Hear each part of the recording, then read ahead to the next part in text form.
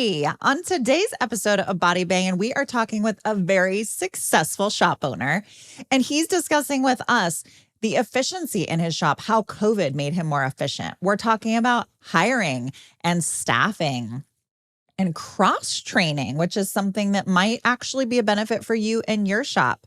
We're talking about the culture of his shop and some things that they do there. Plus, we're also talking about rates and rate increases, because I know that is super hot right now. Plus, so many other wonderful things. Stay tuned to this episode of Body Bangin', where we talk with Dominic Martino, the owner of Gold Coast Auto Body. Welcome to Body Bangin', your podcast for all things body. Auto body, that is. And now, introducing Body Bangin's host, Mickey Woods of Mickey Woods Marketing. Mickey is a former auto collision center owner and is now a marketing and business development expert to shops across the globe. Hey, everybody, and welcome to today's episode of the Body Bangin' podcast. I am so excited. I finally have corralled my friend Dominic Martino to come on the podcast. I've been trying to get him on for, what feels like a year now, but we finally made it happen. And I'm so excited to have you. Hi, Dominic. Hi, Mickey. How are you? Great. So Dominic is an owner of Gold Coast Auto Body, and is it actually in Chicago, Dominic? It's in downtown Chicago on Goose Island. On Goose Island. That's Yes. right. Yeah. And Dominic runs it with his brother, Mario. And it's pretty cool, Dominic's story. We won't get into all the little details of it, but Dominic's father actually started in the industry many years ago. And so basically then Dominic, when he was born, you were born into it and Absolutely visited the shop and the collision center. And then they had the opportunity to actually purchase the collision center 30 years ago. So what a neat family affair you have there. So that's super cool. Yep. We're happy. We love the fact that family are involved, and it's been quite a journey. Yes. Well, and Dominic did do a little bit of work for the insurance company as well, which I think makes you a little bit more balanced of an owner, because you do know firsthand the other side of the coin a little bit. Yes, so to speak. Yes. Yeah. So I appreciate that. So I thought Dominic has an extremely successful shop, been a shop owner for a long time, has a lot of certifications. He's actually a non-DRP shop, but is extremely busy, totally booked out. And so I wanted to chit chat with Dominic. And I'm sure a lot of you are wondering, because we all just recently went through this pandemic, and I feel like we're all sick of the P word, but it is what it is. And we went through it. And just like everybody else, Dominic had trials and struggles working through it. So Dominic, can you share with us a couple things of like what you feel like the pandemic actually helped you do? How did it turn into a positive for you guys? Well, first of all, it's a great question. And I think there were two aspects. First of all, the employees. And we really, like when COVID hit, and they shut down Chicago, it really just stopped. Yeah. And we let go of, we went into the COVID with 53 employees, and our core team was down to 24. Ooh. And we operated with 24 people for several months until business started to pick up again. And then, it was still slow. I mean, it wasn't picking up to the point where we could bring back, the whole team. Right. So we started slowly bringing back some of the people, and then we settled into a mode. And as far as the work coming in, it was sporadic. You'd have these the moments where you had to shut down, and then business would trickle off again. So on the one hand, it made us more efficient in some areas. Yes. And able to do more with less. We're still wearing more hats these days, my brother and I, but the efficiency part of it is something that was a positive aspect of what we learned. Yeah. And another piece was communicating. We are a user of Podium, which is a texting communication platform, FaceTime, Zoom. All of these platforms became very important to us and critical in being able to communicate with our guests during the COVID. Yes. And we are just killing it with that even now. And so we really prefer to do a lot of our communication virtually. Wow. And if we make it optional for our guests to, do you want to go virtual, or do you want to come in and visit the shop? I mean, so we'll leave it.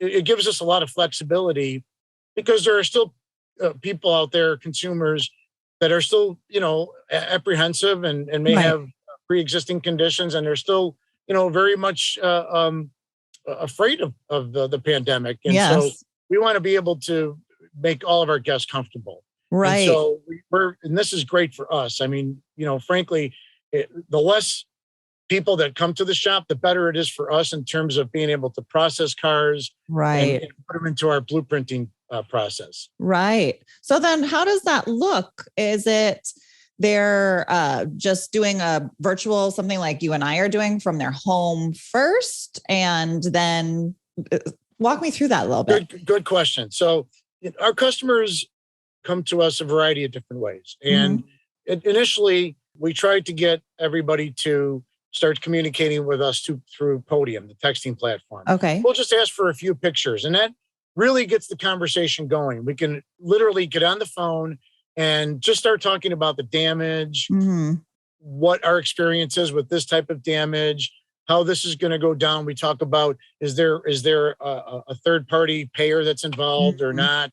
And then any challenges that will be, coming down the pike in terms of getting the insurance approval. How long is that going to take? Because a lot of the insurance companies have downsized their staffing, and some of the turnaround time of getting supplements approved and so on, it takes a little bit longer. So this is all part of that initial conversation. And it's great because we have the visual, we see the pictures, we can start talking about the work.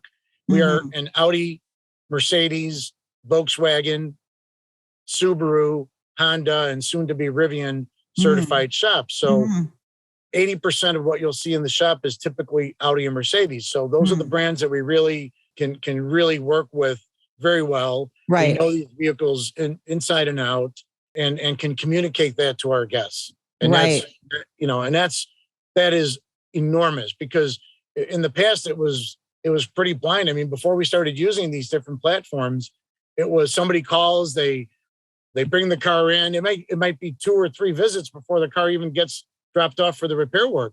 In many instances, we're actually scheduling customers for the repair drop-off just based off an initial insurance estimate and then the pictures. And then we explain to them our blueprinting process. It's great to have the insurance preliminary document, because that'll allow us to get started on our process. Right. But everything happens once the car comes to the shop. Right. That's where the intake process begins.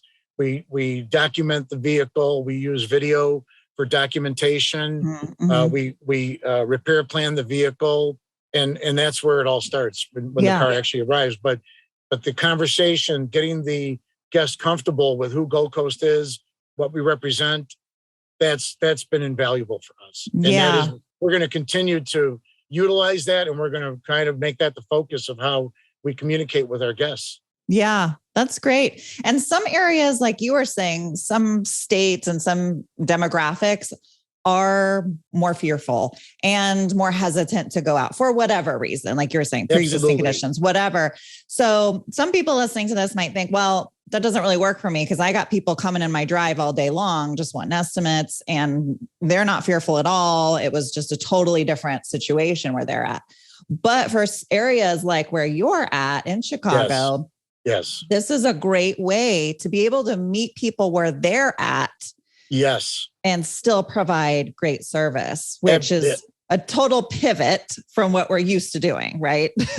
Yes, I agree. It's been, and our guests absolutely love the ability to do this, especially like I said, in today's world, even look, as far as we're going to be in a pandemic, maybe for a long time, but what changed is not just how we operate, but just how people in general Yeah, live their lives. absolutely. And so, we're all going to have to, pretty much change to accommodate the guest and meet them where they're at. Yes. We do a lot of pickups and drop-offs as well. So, again, for someone, I'm 57, so I dig technology, but I do draw a line at certain things, but I mean, this has been a revelation for us, that we can do more with less people. Especially today, where you're spending a lot more time on the intake process, on the documentation, on the research of OE procedures. I mean, it's not just going to be, it is. You need more upfront staff now. It used to be a reverse. Now you need, three staff members to every employee, Right. And that's the way it's going to be moving forward. And I think we did a great job of adapting, and look, we all struggled. I mean, it's been 2 years, and I'm not going to sit here and tell you that I didn't have the moments where literally my brother and I cried as we let people go, those were tough times, but looking back and then knowing that we brought back some of our people and continue to bring people back that, have gone out, found other jobs, worked in different shops. And now they're like, you know what? We want to come back to our home. We want to come back to what, to what we were doing. And we were on such a great trajectory. And it did push us back a little bit. Yeah. We're rebuilding. And I feel great about the fact that people are getting back to work. We're seeing the job boards light up again and getting some of our people back, and just in the nick of time. It's just been incredible that we needed a blueprinter and one of our guys calls us and says, man, I got to come back to the shop. I can't be out here anymore. He goes, I'm on my third shop and I want to come back. Wow. We need you. So come on in. And that's the way it's been. It's just lately in the last few weeks, things really seem to be, really, really hitting. So I was going to ask you about that, because a lot of shops dealt with that, where they had to lay very few. I actually know of one only that didn't lay a single person off. That was a big shop. But for the most part, everybody had to cut staffing. And then we see this massive influx of vehicles that need to be repaired, where we're at now. Yes. And now you let go of these amazing quality people that you had great relationships with. Yes. And like you were saying, that were heartbreaking to let go. And now they're off somewhere else. But now you've got to staff your facility again. So I was going to ask you, how is that working for you then, trying to bring back? Well, I'll tell you, Mickey, we've always had success. I think when we look back on our team and where everybody came from, and, the head of our, final QC detailer started as a porter. One of our other QC guys started as a porter. Another QC guy started as a porter. Parts manager started as a porter. Yeah. So, the great thing is that we feel that that's an excellent position to bring people in on a lower level. Yes. And we've had great success with it. And we recently just had the same thing happen again. We had a young man that was he's in our detail department, and he was interested in moving forward. He's been doing details for about 9 months, and we love him. He's a great, great young man, full of fire. And then all of a sudden we had one of our former detailers called us and said, hey, I'm available. I'd like to come back. So we're putting him in the detail department and moving this guy. So now we got pieces on the chessboard that we can move around, and we can satisfy getting one of our employees that's ready to move into the next role. And we're able to make this happen for them. I can't say that was always happening pre-COVID, because, we had 50 something employees and everybody was locked into a role. Yeah. We really didn't lose people. Right. And so this taught us a lot, not only about, how to find people and how to develop them, but how to keep people as well. Yeah. And so it's been a great combination of new blood, some of the old people coming back. And I'm confident that within a few months, we're going to really be humming again. Yeah. Well, that's great. It just kind of gave me goosebumps at the thought of what it made you realize about the importance for people, because we see I hear a lot of shops complaining about staffing. It's a major, major issue. And like you were saying, the problem before was people are in their spots, a painter that had been there for 25 years, he ain't leaving. These body techs that have been there for 15, 20 years, they ain't leaving. But the importance for people coming into the industry, knowing that they are going to be able to eventually work up into something else is so important. And now it's not just you saying like, oh yeah, just start as a porter and, eventually we'll make you into something. They actually see other people where it's happened. Yes. And so it's not just talking the talk, you're walking it. And they want to see it. I mean, the younger generation wants to see what's my path going to be, Totally. So no doubt. And another thing that we do also is, for example, we just brought in a young tech that's currently in technical school. Okay. But the difference between the typical young tech, he's not an 18, 19-year-old. He's a 33-year-old man. Oh, wow. And we've been talking for several months, and we just were looking for an opportunity to bring him in. But what I like about him, and there's nothing against the younger techs, the younger generation, the 18, 19-year-olds. Yeah. But what I'm seeing is that there's an impatience with some of the younger people. And I think that's some of the difficulty in attracting people to our industry, is that there's a certain time frame that it takes to develop into an A-Tech, let's say, for example. Right. It doesn't happen right away.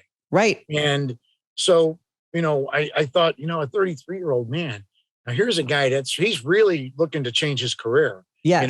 And so we just brought him in this week, and we do something also that's a little bit different. We allow people to come in and shadow for a position they're being considered for. I like that. So we're currently doing that with an accounts payable specialist position we have opening in our office. And we bring people in, they come in, 2, 3, 4 days sometimes, because we want to make sure that they like us as much as we like them. So they have to like our culture. They have to like us. Right.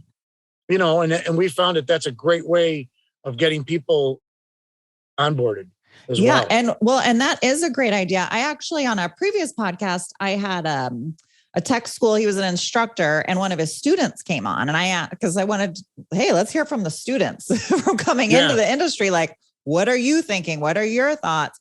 And he said he actually did it with one of their local, he actually went to a Caliber where they did that. And he actually shadowed for like a day or so before he decided to kind of commit to like an internship type of thing. And I thought, okay, there's a lot of things that Caliber does that maybe we don't all like or appreciate or whatever you want to say. But I thought, what a great idea. I wonder why more independents aren't doing this, because I know, having been a shop owner, how much time it takes to onboard somebody new.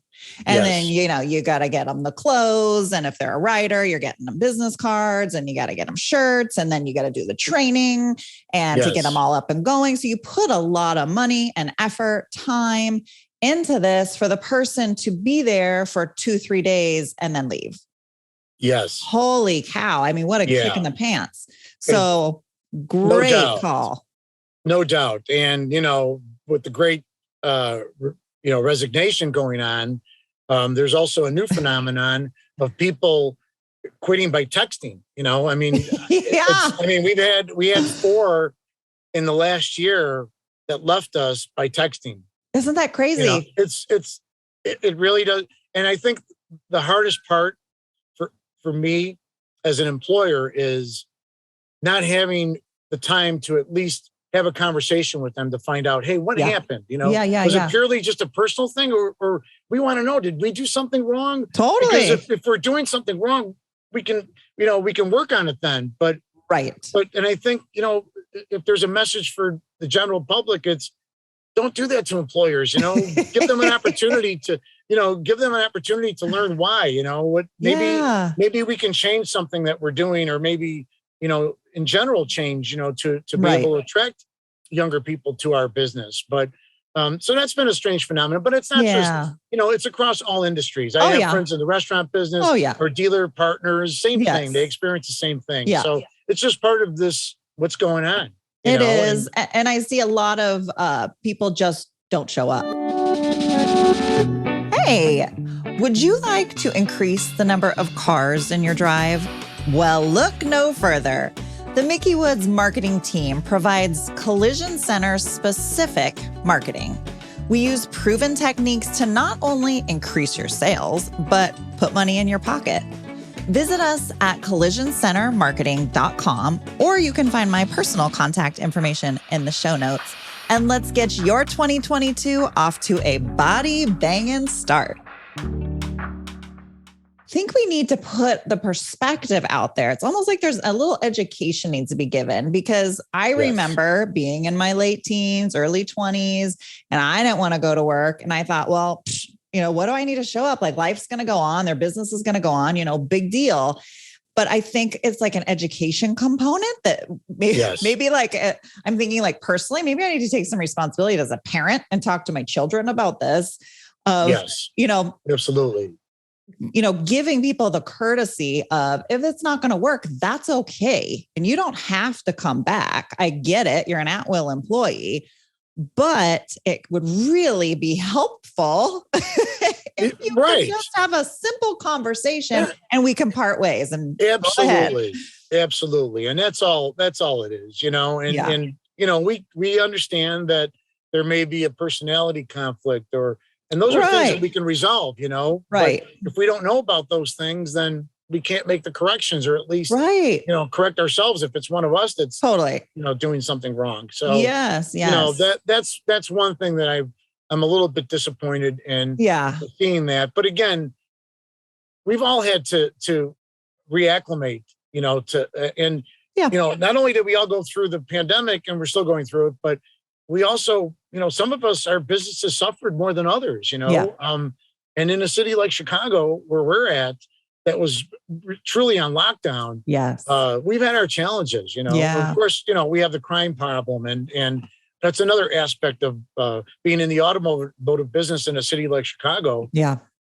Can be dangerous, right. in some ways, Yeah. But we've met those challenges and every challenge that's come at us. So I'm very confident that we can continue to thrive and, build back up again. And we're busy now. And like I said, we have a shop full of cars.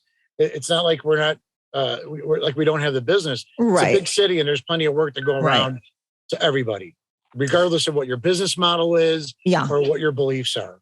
Yeah, totally. So I want to kind of shift gears a little bit and ask you a question about your shop culture, because I think that's so important right now. We talked on a few components of it, like you doing shadowing and, that is part of actually culture, because you're introducing people and you're feeling it out. And I think a lot of shop owners, what we did in the past of just, this is what I say, so go do it, doesn't work as much anymore. Now, when people are feeling like they can participate and have some buy-in and some say, now we're really seeing things shift. And I think you and Mario have done a great job of developing your shop culture. Do you feel like there's anything that you're proud of what you're doing to develop that maybe even now is different, or something you've done all along, maybe that your dad implemented or something like that?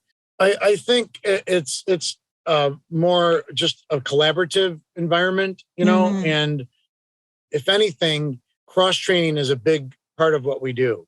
So we do have many of our key staff are cross-trained, and that's been another aspect of our culture, is that, and that's part of what I was explaining earlier, where, if we can move you in 6 months to another role, or you want to try something different, now we have somebody that can go back in this role. So, the guy that I just moved from detail to being a porter, if I'm down a detailer one day, he can jump back in. And that's And that's one aspect of our culture that's been great. And especially in key positions, like, one of our QC people is a mirror matcher, and he also works in parts. So that's been a big part of our culture, is cross training. Yeah. And that keeps people interested and in tune with what's going on in the shop, and also how one aspect of the shop affects another, how one department affects another, Yeah. So everything that we do in the main office, how we intake customers, how we talk to them, how we, pre-qualify them, let's say, then that will determine how the front end team is going to receive them and how they're going to, work with them and so on and so forth. So it starts at the front end and we get what the front end team needs. And then how they intake the car and how the car is documented, the notes that are in the file. This is all important because the next part of the team that's going to inherit the file. Right. I mean, they have to be ready for it and have all the pre-questions answered. And right. So it's a culture of accountability as well, and we do hold each other accountable. I mean, and it's not something that you can have thin skin about, even myself, listen, I'm not, I'm held accountable by my team as well. And I encourage them to, I may be one of the bosses, but guess what? I'm picking up a broom and sweeping and picking up garbage just like everybody else. Right. I expect to. So, I'm not above anybody out in the shop. I could tell you that. Yeah, I love that. And really what you're describing, like I envision, is it's the team. It's the buy-in from the team. It's like all hands on deck. We're all part of this. We're all in it together. And if that means I need to shift and do a little something different today, then I do that for the betterment of the team. And that's really and that's family, right? That's culture, is we're all in this together. We're all in this together. Absolutely. We went through some terrible times these last couple of years. And I can tell you, dealing with our team, our employees and their families. I mean, it's been a hell of a ride, but it's reinforced for me.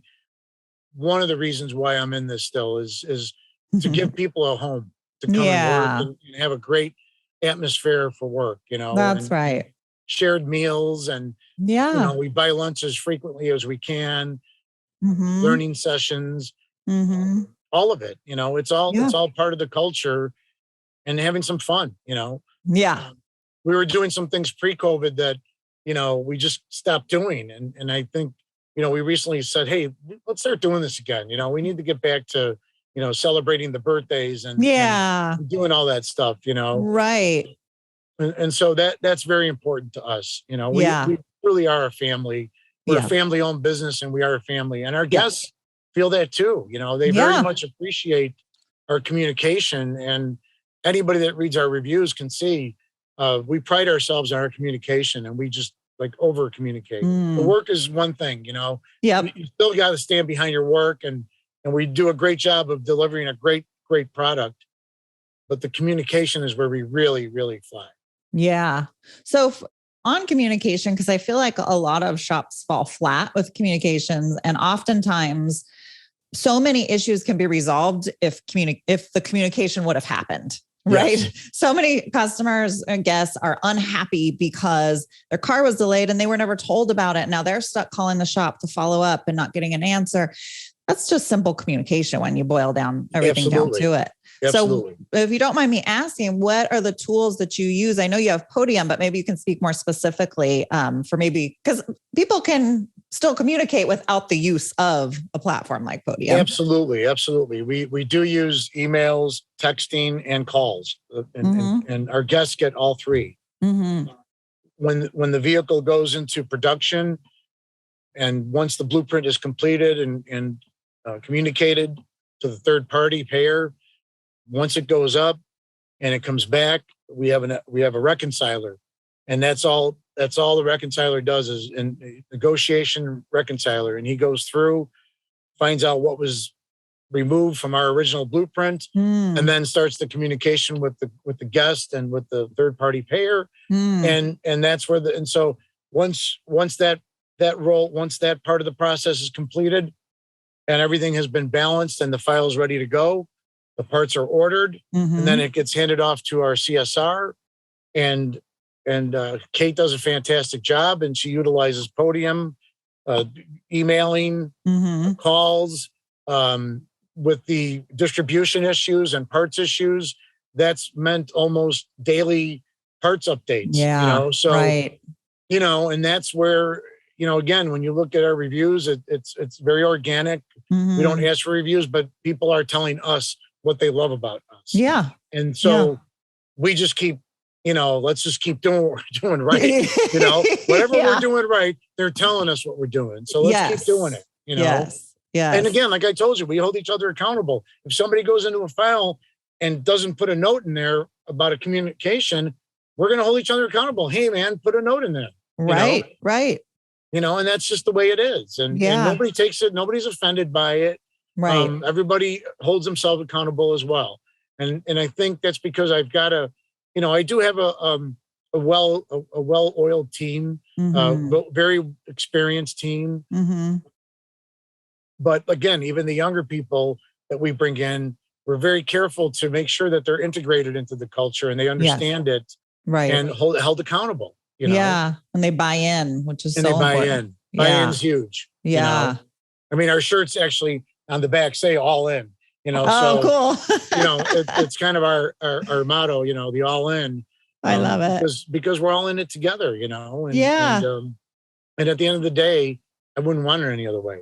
That's right. I agree. That's how I am 100%. Well, I feel like you and I could just chit chat forever. I'm going to ask you one more question. Sure. And we'll kind of wrap it up.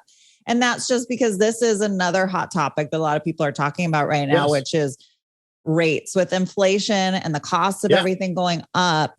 And I'm sure you're dealing with it just like everybody else. Yes. And it's the discomfort of knowing, should I raise my prices? Should I not? How much? And have you broached that yet? And if so, how's that going? We absolutely have. We did analyze our rates, and we have a CFO, and we looked at everything and realized that, we've got a security cost now because of the crime issue that has to be covered. We have, being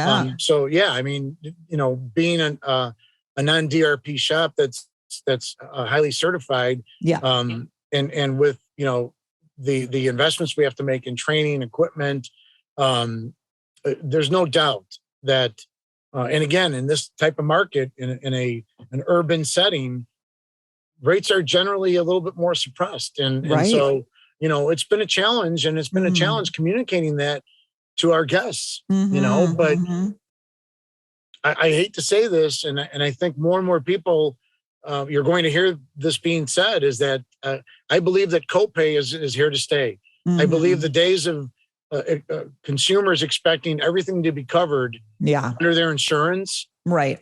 Now, I'm not suggesting that we work with some great insurers that we have no issues with at all, but we know that there's there are other insurers that generally control the market. And that's where, a lot of the challenges come from. So, right. But we do a very good job of communicating this up front. And so we're very, very transparent, and we understand that some consumers may not be able to make that journey with us. Right. So at the end of the day, we truly have to find our Gold Coast customer. We really do. Yeah. Well, and a lot of that is education, right? Part of that communication is education. And we do a great job of that too. We are definitely into educating our guests. And we are, some of the things we do in our market, nobody does, or maybe can do, because of their direct repair relationships. Right. Things like diminished value, total loss valuation, right to appraisal. These are all services that we provide to our guests, and many of them have never even heard of some of these terms. So, we're very fortunate that we've got a very well educated team that can communicate these concepts to our guests. Right. And oftentimes we can share the full breadth of our professional knowledge and relationships with them as well. Right. Well, and I think it provides you, a lot of shops are concerned to talk too much because they feel like, maybe it just appears as if they're, bad mouthing somebody or they're trying to take advantage of somebody. But really, if you're educated and your heart's in the right place, the guest feels as if you're really helping them and you're caring from them. So I really feel like it kind of comes from where's your heart at when you're going about this whole thing? Because the customer is going to know it and they're going to bounce, or they're going to be committed and they're going to be in it with you. Mickey, I firmly believe that, because of our business model, that we can truly concentrate on the guest. Our customer is our customer. That's it. Right. We're not chasing a metric. We're not trying to please, another partner. It truly is about the customer, and they understand that. And again, some people may not be in a financial position to perhaps, pay a little bit more for a correct repair or for a better repair. But at the end of the day, we try to, be accommodating as possible to everybody, but, it's just the way it is. You try to help everybody, but we know who our customer is. Yeah. And we do a pretty good job of getting them through this process, successfully, to where, at the end, when we're handing them their final bill and our gifts, yes, we do give our guests gifts at the end. So, because we feel that they've provided us with a gift, they gave us their trust and their business, and in return, we like to give them a little something. So it's usually something, a little neat little something, of LED flashlight, a journal, or a lens cleaner, or a branded dog poop bag dispenser that we actually do hand out. So, people love that stuff, and so that's kind of like the way, we started out with the informative process, and then we finish up with a gift, and in between the communication and then ultimately the product that we give them back, which is a safely repaired vehicle, maintaining the value of their vehicle as best as possible. Yeah. Well, Dominic, you make my marketing heart pitter patter when you talk about giving out gifts, branded gifts. I'm like, yes. More for another conversation. Absolutely. Yes. Yeah. That's awesome. Okay. Well, we'll wrap it up for today. Thank you so much for taking your time to share all the different things that you guys are doing at Gold Coast. My pleasure. Yeah, it's so neat. And I'm so glad we were finally able to make it happen. Thank you. Thank you for your patience with me. I appreciate it. Oh, come on. Of course. It was worth the wait. Thank you, Mickey. Appreciate it. All right, everybody. Well, thanks so much for tuning in. Hope you enjoyed it. If you have any questions for Dominic about maybe what he's doing, you might want to pick his brain. Dominic, would you mind if they emailed you, reached out? Absolutely. One thing I'm all about sharing. So absolutely. We want to share what our successes are. And absolutely, please feel free to reach out anytime. Awesome. So Dominic's email is going to be in the show notes, and I hope everybody has a great rest of your day. Thanks for tuning into this episode of Body Bangin'. Bye. Thank you. If you enjoyed today's show, make sure you hit the subscribe button. We have some incredible topics and guests coming your way you will not want to miss. If you are watching on YouTube and don't want to miss the latest and greatest, you'll want to hit the bell after subscribing, so you will get a pop-up each time a video podcast goes live. To our devoted fans, would you mind paying it forward and sharing this little gem with someone else you think may benefit from it? Much love from all of us here at Body Bangin', all things auto body.